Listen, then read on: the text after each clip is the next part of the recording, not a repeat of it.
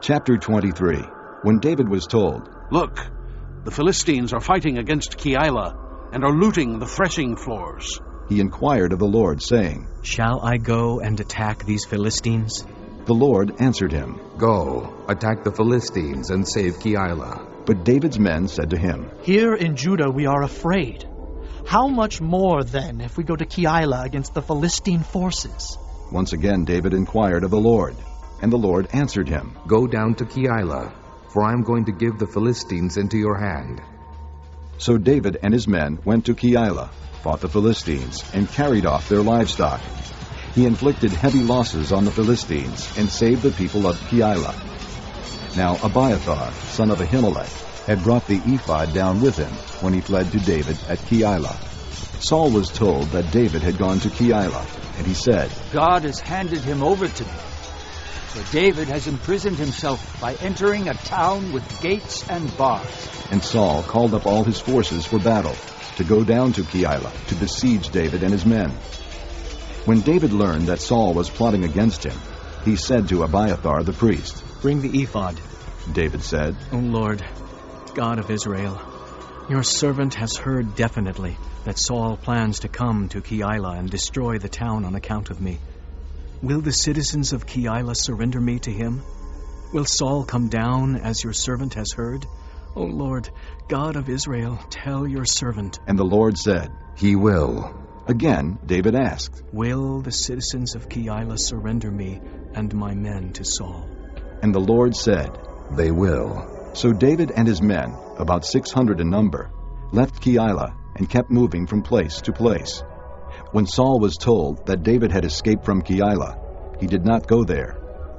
David stayed in the desert strongholds and in the hills of the desert of Ziph. Day after day Saul searched for him, but God did not give David into his hands. While David was at Horesh in the desert of Ziph, he learned that Saul had come out to take his life. And Saul's son Jonathan went to David at Horesh and helped him find strength in God. Don't be afraid, He said, My father Saul will not lay a hand on you. You will be king over Israel, and I will be second to you. Even my father Saul knows this. The two of them made a covenant before the Lord. Then Jonathan went home, but David remained at Horesh.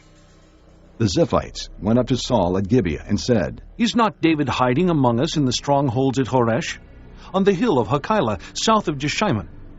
Now, O king, come down whenever it pleases you to do so, and we will be responsible for handing him over to the king.